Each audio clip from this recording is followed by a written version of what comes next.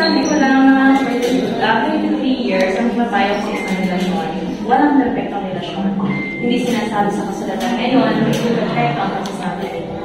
Sabi ang bukod kayo ng batas ng Pilipinas, sa sunod noon, sa araw-araw, kung ngayon lubos-lubos yung pagmamahal, hindi ibig sabihin hanggang sa tulad magtanggalan niya. Yan kasi ang emotion na nag-fail. Maglaho kayo, o maramdaman ninyo kung wala na. At the end of the day, parati yung pipiliin ang inyong kasama na siya at siya pa rin. Ang bawat araw ng pagkasama ninyo ay pasyon ng pagpili na siya pa rin kahit may higit at hindi pa rin tao ng kilala ang bawat isa. Pakiramdam ko mas higit ko siyang hinahangalas, physical, intellectual, at emotional. Pero dahil sa kasundong ito at sa witness na ito at sa naganap sa araw na ito, patuloy mo siyang pipiliin hanggang sa pagtanda. Hindi habang buhay ng si Adele pa lang ang pinakamaganda sa mata mo.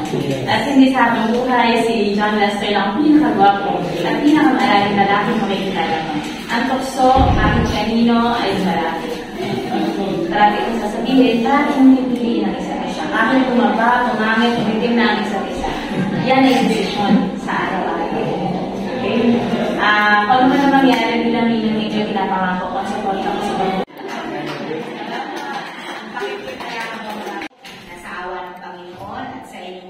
Dalawa kayo ang sikreto ng binubuo ninyong masaya at matagumpay na pamilya. So sige, magharap kayo dyan.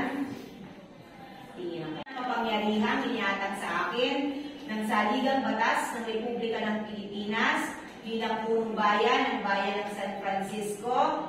Kayo, John Lester Zarzuelo at Maria Adelfa Solarion, sa araw na ito ay pinag-iisang dibdib ko na. Simula ngayon, tatawagin na kayong Ginoo at Ginang Zarzuelo. Congratulations at